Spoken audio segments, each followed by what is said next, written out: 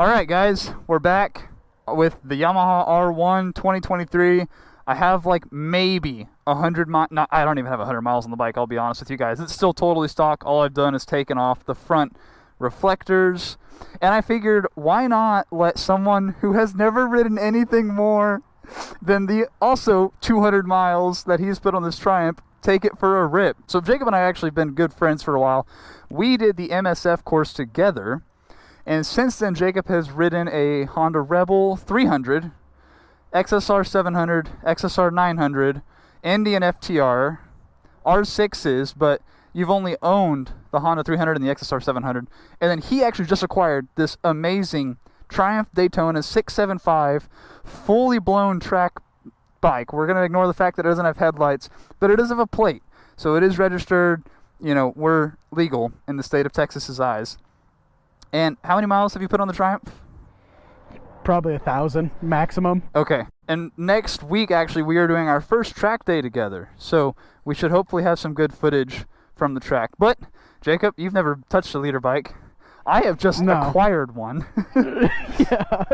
What could go wrong? What is horsepower numbers on this bike? Totally stock. This bike makes 198 horse. And I don't know the weight, actually. Someone in the comments, let me know the weight on this thing, because I haven't even looked at the brochure. But I know it makes 198 horsepower. However, totally stock in America, these bikes are turned down a lot. Like, if you look at the restriction graph and the throttle opening graph in the upper gears, after 11 or 12,000 RPM, it actually reverts back to about 80% full throttle.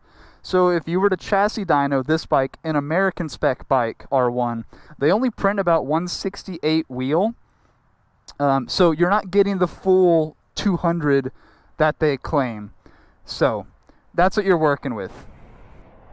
Which is still arguably a lot more bike than this. Because this also has a lot better nannies. Wheelie control, all those things, versus this is just ABS and a triple and have a good time. But I'm really excited to ride something this fast and this new. The biggest factor for me is I've never ridden a bike that is, one, has this many features, and two, is this fast. Because I dabbled on the Street Fighter a couple of times, but from what you're saying, this is a whole different type of speed. Yeah, it has all the same nannies that the Street Fighter did, and even the old XSR 900 I had were all three, all the nannies, all the features and whatnot. But yeah, this is it's a little different. I'll just leave it at that. So, I've ridden this Triumph, but we'll switch to Jacob's camera now. Jacob, go ahead and swing a leg. I don't think it's going to feel that much different than your Triumph just sitting down. Let me know your thoughts. It is in first gear right now. Definitely, just from the beginning, it's wider. The Triumph is just such a narrow bike to begin with that you really just don't, it doesn't compare to anything else. Even like, this feels about as wide as like the second generation R6s. Like Ben's definitely feels a little bit narrower, but like the 05, 06, 07, but then the 08 and above, it definitely feels about the same there. Yeah, what's interesting on the R1, especially the 2015 Plus models, is in pictures and on video, they actually look super narrow, and they are, but they're only really narrow, I think, around the headlight cowling right here. The actual girth of the bike is still a 4-cylinder inline bike. So sitting on your Triumph right now, sitting on a triple inline, yeah, it's definitely it's a lot skinnier. Dude, I'm just looking at the dash. The little gauge for your brake lever, with how much you squeeze it, the purple gauge gets bigger. That is so cool. I don't know if that's going to be able to pick up on camera because of lighting, but that's awesome. Alrighty, well, I guess I should turn your turn signal off. Well, I'm following you. You're leading this one. You're on my bike, so... Okay. Yeah, let's do it. Let me figure out how to turn this thing on. We'll see how it goes. Yeah, so I'll lead for a little bit, but just because of how loud your bike is, that's all your bike's going to get, I think. So we'll trade at some point, but... What are you talking about, loud? I could never own a loud motorcycle. Let me feel out this clutch real quick. There we go. Okay, first impressions, your feet are more forward on this bike than the Triumph. Yeah, I feel like I'm in a racier position on your bike. Yeah. Definitely feel a little... It honestly feels a little bit more rider friendly. That really is not a good bike to just daily ride around. It's not a good example at all. Yeah, the Triumph Daytona, and you've actually have some of the 675R race bits on here for your ergonomics, so this is going to feel a lot, or the R1 that you're sitting on now is going to feel, I think, more comfortable, which is hilarious that the fact that a Super R, I mean, that's Yamaha's top trim, is more comfortable than this little Triumph. But weight-wise, I honestly, it doesn't feel super heavy. Yeah, I don't know what magic Yamaha has done, but for being a heavy, I mean, I don't even know the weight. We should probably look that up before we keep talking shit about it, but I know obviously it's lighter, it's lightweight, it's substantially lighter than the Ducati, and you can tell just rolling it around the garage. But I guess as far as sport bike goes, yeah, it's heavier than an R6, it's obviously heavier than a Ninja 400, but it still feels nice and nimble. It is crazy how they nailed the sound of this motor. The CP4, it just sounds incredible, but they restrict it so much that you barely get to hear it unless you're obviously at your 13,000 RPM. Yeah, that bike does have from the factory, it has a valved exhaust though, so if you go full tuck and get it RPM, you will hear it screaming a little bit. Okay. Yeah, I see. I didn't realize. Does it have the same kind of system that the Ducati had, where at that 1 gear and 3rd gear it opens up or closes up? Nope, it's just with RPM and with throttle, it opens in any gear at any point. Similar to like the S1000s. Definitely an experience to ride something like this. I'm really just trying to feel out how it reacts to when you shift your body weight. You put a little bit of weight on the handlebars and it falls in really easily. Yeah, it has that telepathic sensation to it. It does, yeah. It feels like you just kind of look where you want to go and it just wants to go with you.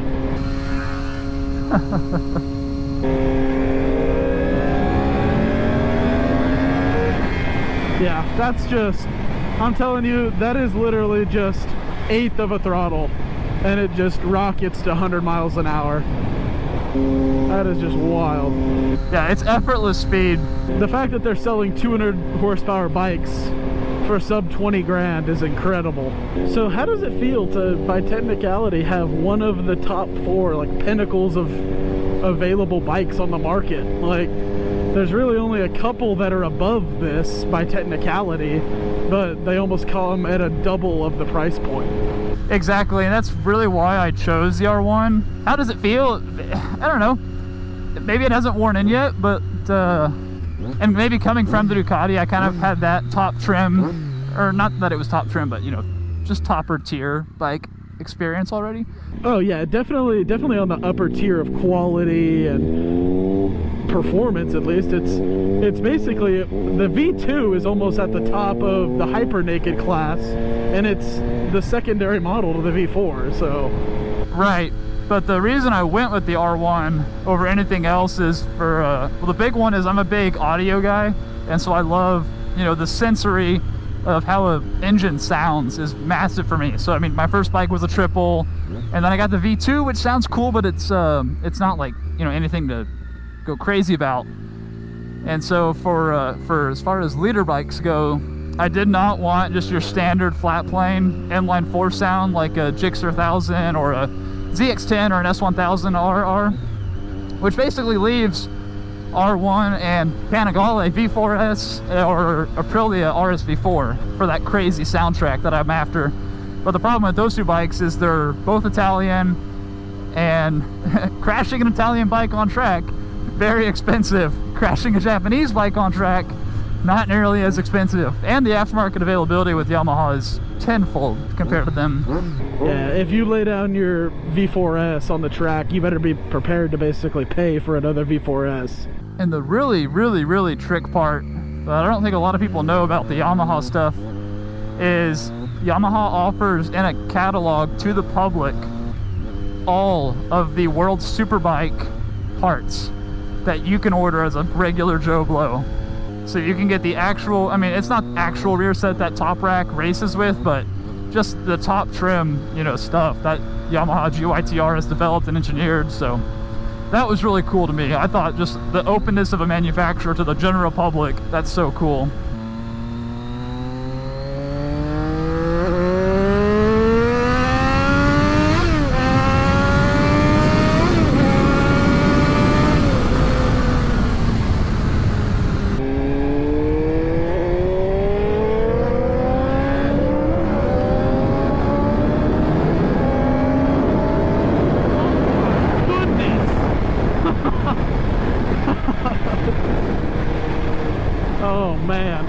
like I'm barely touching the throttle, and it just wants to be a rocket ship, man.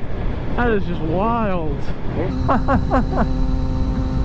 Yeah, we need to get it out on the highway and let you experience the full beanage that a stock R1 can offer. Of a bone stock leader bike for my unexperiencedness. How fast did you take this when you first got it? Over 160 for its break-in. And I'm really wanting to make sure I broke it in right. Wow. You know, that is a peak break-in procedure, you know? Well, yeah, let's take a quick detour, get on the highway, and let you give it a good rip if we have some good traffic.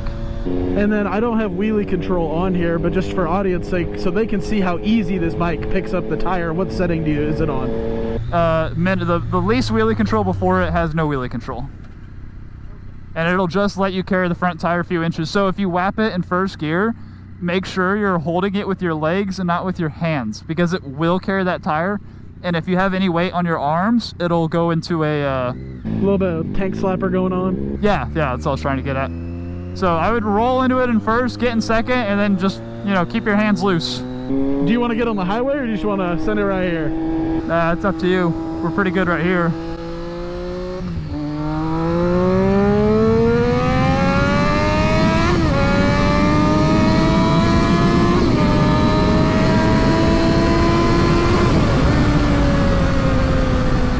Right, you know, just gonna roll on.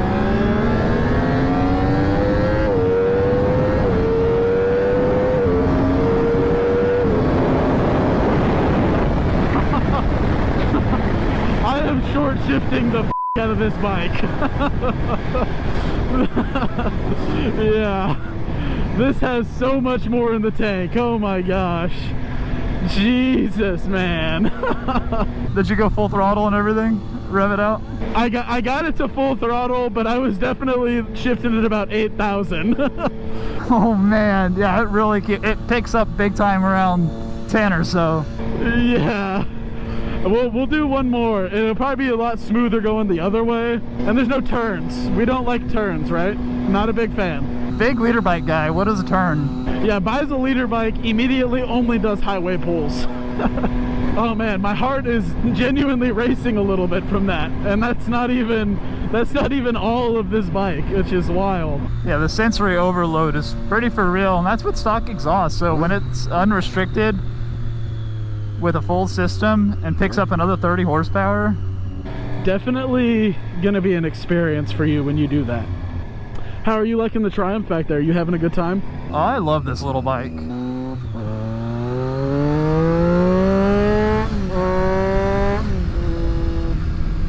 I love the soundtrack of it. It's so fun. I'm gonna hop in the right lane here when we get to this nice straightaway here. We'll put it into first, and we'll see if the Giggle Fest starts how it normally does. Yep, go for it. You're clear.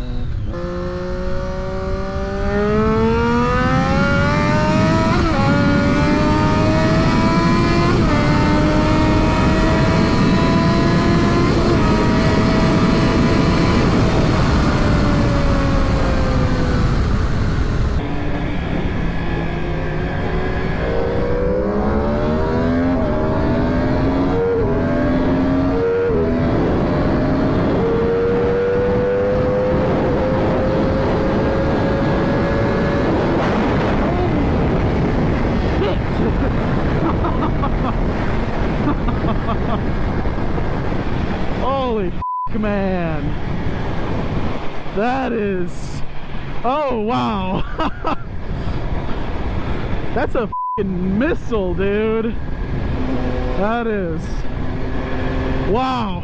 That's just, you forget to breathe when you're doing that. Yeah, it's literally, if you're not used to that kind of power, it is a sensory, like you just tunnel vision and just freaking click gears. I catch myself staring at the speedometer and say, hey buddy, you should look where you're going. Not that I want to use it, but I just want to hear it. How does one use the launch control? Or is it turned off? Oh, yeah. So it should be on. Let me turn that on. All right, so neutral and everything. You're going to press and hold mode, and LCS in the top corner activates. Wait, you got to keep holding it, I think. There it is. That's it. Now, first gear, clutch, full throttle, and it'll bop it up, bop it up, bop it up, bop it up.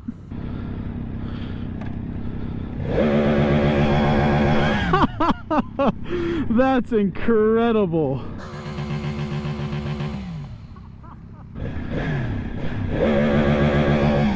You could do that all day.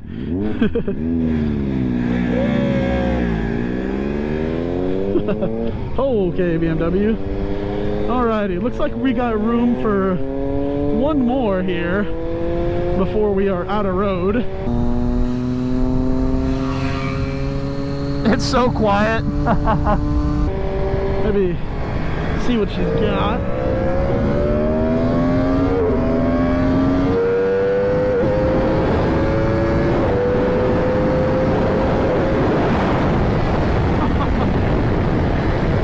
The most casual 150 you will ever do.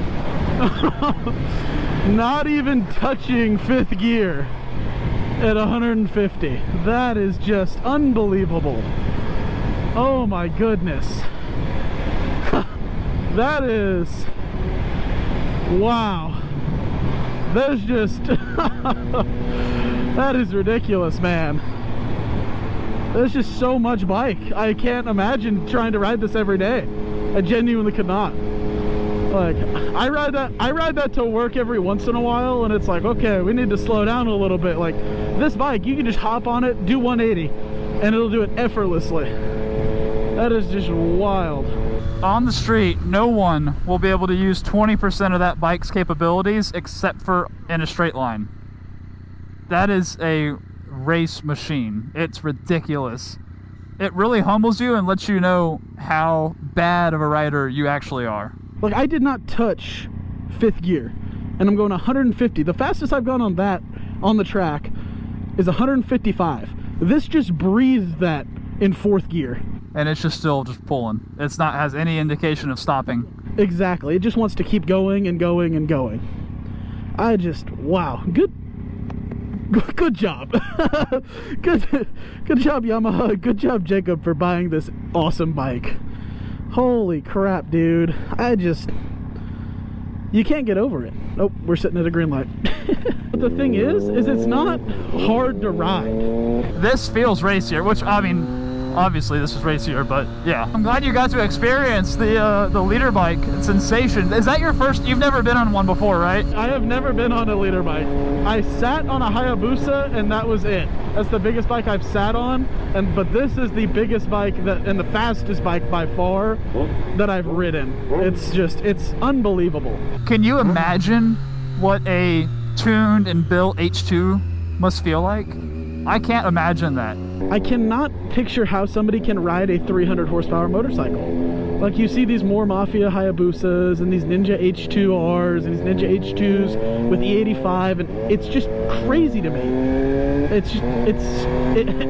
It's not stupid, because I understand that, like, obviously if you rode this for 5 years, you'd be numb to the power. I understand that. Everybody gets that way. But as somebody at this state in my riding life, I've ridden, that's the fastest bike that I ride regularly. This is dumb. This is unusable. Like, yeah, it is quite the experience. Well, all right, let's circle back to the storage unit and we'll kind of get a final thoughts. Holy man, thank you. That was really dumb. Well, you are more than welcome. Thank you for not killing yourself or crashing it. To be honest, with how many nannies it has, it's hard to crash it by itself. It would be an external factor, which is why you should always be on the racetrack. But here we are. Take this bike where it's designed to be. Don't put a 10-foot swing arm and a 325 tire on this. Bad. Don't do that. I'm not. We're going to do lots of track days. We have lots of parts on the way. We have lots of content scheduled to film with it. Lots of track day expeditions and adventures. So it's going to be a good time. The R1's going to be here for a while, unlike the other two bikes. This is going to be a keeper. Oh, for sure. It's a rocket ship. It's a rocket ship like this. Yeah, with a warranty. just with yeah. Too bad we're gonna not void that. Not void that. Well, cool, man. Good rip. See you next time.